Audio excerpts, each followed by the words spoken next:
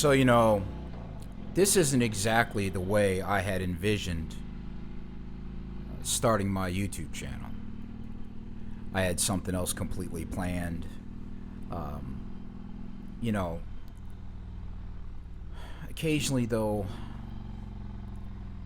events occur in your life that forever change the trajectory of your path. And one of those things has happened, and it's important to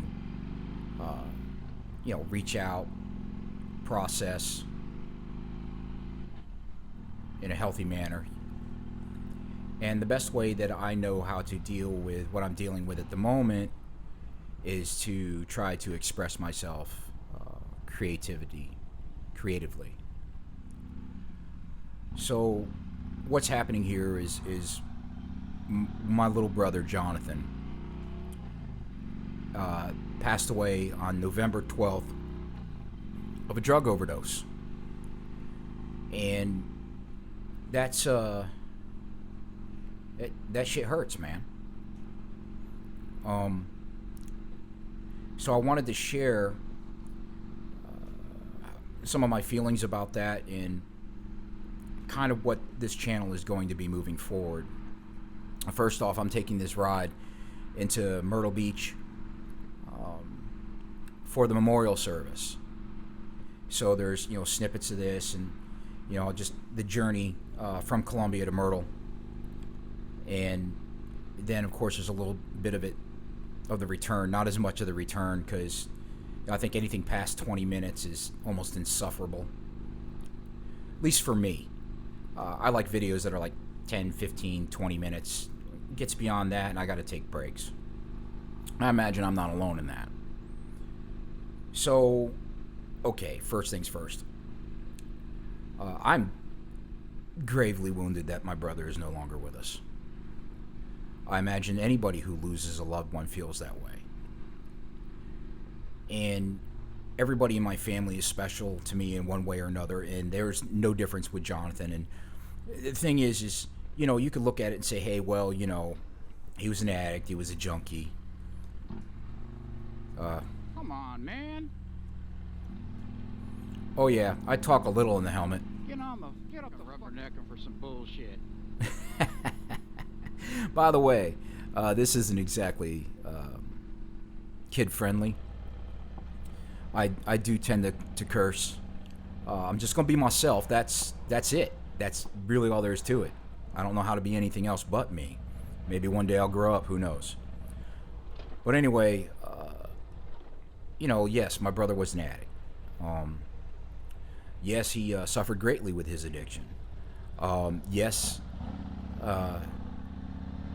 it hurts that he's gone. One of the things that's important, I think, to realize here is that addicts are people too, and they're not just throwaways, even though there's a lot of controversy around that. And I'm not going to spend my time in this video talking about alcoholism and addiction and recovery simply because I think that's a topic for another video. It's a much more in-depth topic. Everyone has their opinion, and opinions are like assholes. Everyone has them, and occasionally they stink. But the reality for me is that, you see, I'm in the recovery community. I'm not going to say where or how or from what, because I have people that are close to me in recovery, and they deserve their privacy. So it's not for me to sit there and talk about specifics. So we're going to cover things in a general way. But I will say that it is my brother Jonathan who helped me find that community and get sober and make the first steps into sobriety. And I've been sober for over 8 years now because of my little brother. So people in recovery, they tend to be able to reach the active addict or the active alcoholic in a way that other people can't. And if you're in the family, you try and understand is you cannot force somebody to get sober, because if you could force people to get sober, there wouldn't be an alcoholic or an addict on this planet, man. So I'm going through this grieving process. This is the first time in my life where I've lost a loved one from my family, my blood-related family, sober. And I'm trying to find those healthy mechanisms, to help cope. And one of them is keeping my hands busy. I'm going to throw some clips in here. I got some that I took. I went out to my garage. I'll tell you, that when I first heard about it, I was in such shock, because that phone call is going to come. You know it's coming, but you're never ready for it. And when I did get it, it was kind of this sense of sorrow and anger, grief and relief, all wrapped in one, But I had to process it. I didn't know really what to do. I did go and hang out with some of my recovery folks for support, received that support and love, which is great. And then when I got home, it was like, what do I do? So I just kept my hands busy. I don't think I washed as many vehicles in a short order as I did. So I washed Mrs. Ill's truck, and then I washed this Ultra, and then I washed my little pickup truck, detailed completely. And then I have a 2008 Dyna Wide Glide, and that's the footage that I'll put in here somewhere, where I'm just in there. I washed it, waxed it, detailed it, and I found that if I do something with my hands which doesn't require too much thought, that just staying busy helped my brain just kind of process things on its own without too much of my intervention. And so, yeah, I didn't sleep very good that night, of course, and who could, but I stayed up till 1 or 2 in the morning, just out there in the garage polishing the bike and listening to music. And so those clips won't have any volume to them when I throw them. You're going to still hear what you're hearing now, because copyright strikes and stuff like that. But I will share what I was listening to. If anyone's interested, that'll be in the description below. It's one of my favorite metal bands. And I think that they deserve a lot more recognition than what they got. So, but anyway, the direction of the channel. So originally I was going to take, myself and Mrs. Ill, we were going to go out. We were going to go tour around the back roads and find small towns in South Carolina and, kind of film it and, maybe eat some places in small town, do a little shopping in small town, and show people some of the great riding that is to be had here in South Carolina, in hopes that those that come to visit, there's more than just Charleston, there's more than just Myrtle Beach, there's more than just Hilton Head, there's all this great riding to be had, and hopefully, people would take advantage of that and do some riding and, visit these small towns and bring them a little bit of money, the former Lake Busby. And so chances are, if you're from the Myrtle Beach Conway area, you know this spot really well. But anyway, back to the channel. So what's occurred to me is that there's a great need for positivity and healing. A lot of folks didn't have a dad. So the channel, the way I envision it now, is I can see where it's been giving me a purpose. My brother's passing is not going to be wasted.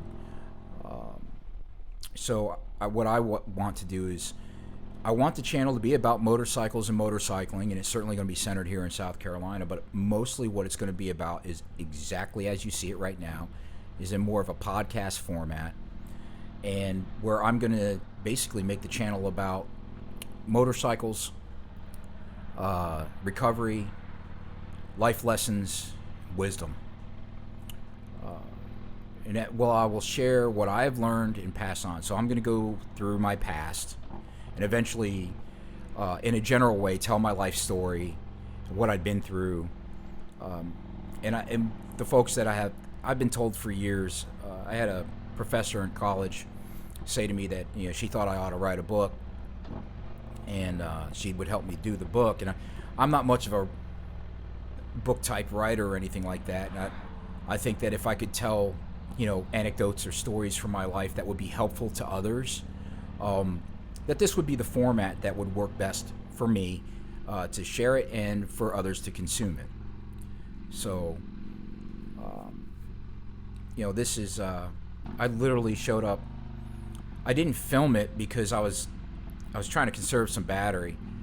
But I'm literally right behind my sister right now. So it's my sister, my brother D, and my dad are right in front of me. I literally pulled up on 544, and they were coming across 544. We just pulled up at the light at the same time.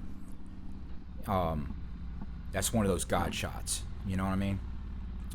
So, you know, when we talk about sharing that experience, strength, and hope to help others out, if anybody gets anything out of my life and anything out of what I've been through, and it helps them in their life to cope with something or helps them get past something where they're stuck, then I'm more than happy to go right through my entire past, rip open the fucking scars, and share that experience for the benefit of others.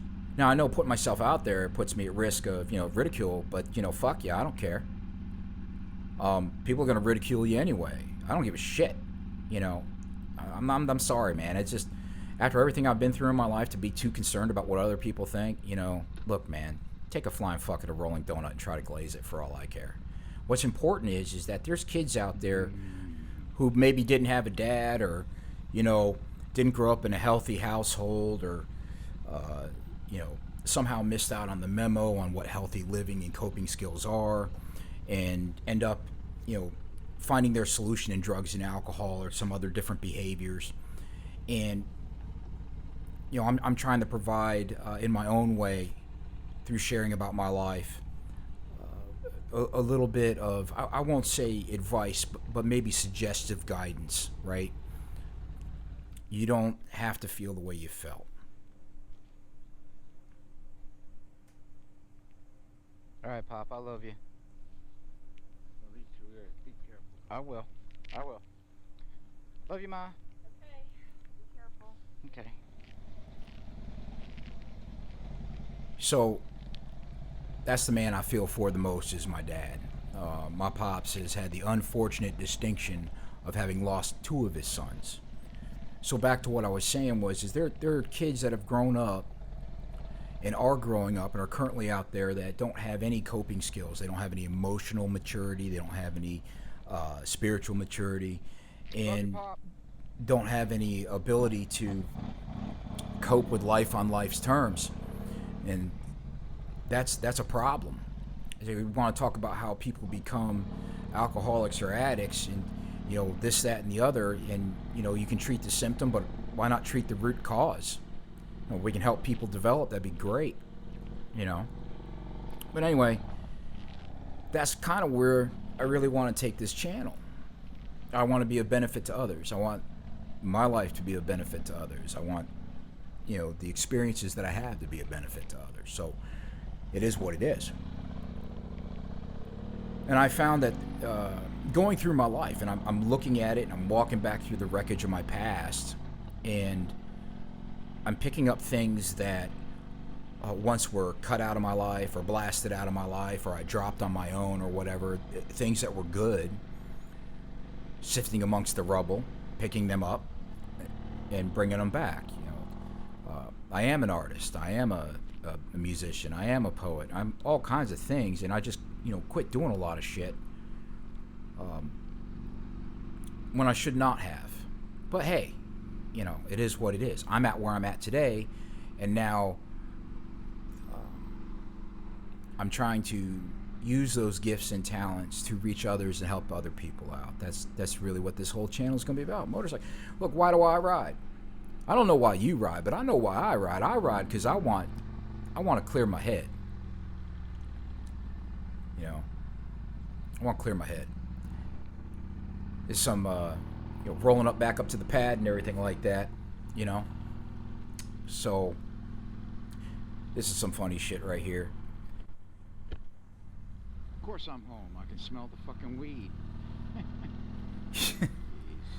Yeah, well, you can't get away from that. But anyway, the whole point of putting myself out there is so that others can be helped. Identification is key to any program, right? If you can identify with what I'm saying and what I'm sharing, then maybe some of the things that I did will benefit you. and that you won't have to make all the mistakes that I made. Because trust me, I've made plenty. Like I could probably write a dictionary on shit on what not to do. And that's, wisdom comes from what? Pain. It just comes from pain. That's been my experience. Some of the greatest wisdom I've ever picked up in my life has become from the tragedies and the traumas of my life, and then that's where I've learned it. So if someone shares their wisdom with you, then try and understand that was at a steep price, and the lesson that my brother left behind cost the ultimate price. So there is a solution. You don't have to go to jail. You don't have to die. You don't have to, you don't have to deal with any of that. You don't have to feel the way that you feel anymore. You don't have to be alone. You don't have to feel alienated. There is a solution. It's available to you, I'm going to put some numbers at the end of this video, and I'll put them down in the description too. And if you or a loved one are suffering from, addiction of any kind, drugs, alcohol, it's all addiction, and you want help, there's help out there. You don't have to catch another red dot. You don't have to, drive home with one eye closed. You don't have to wake up with your keys in your ass, wondering where the fuck you are, how the hell did I get home? You don't have to do that anymore. There is a solution. Man, not everyone's gonna make it though. And that's the sad reality, As much as we might want them to.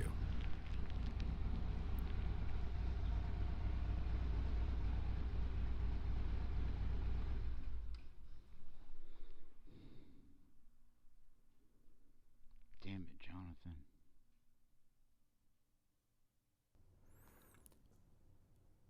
So, I had hoped that my brother would get sober and that he'd buy his Harley that was fuck you loud and we'd be able to ride together.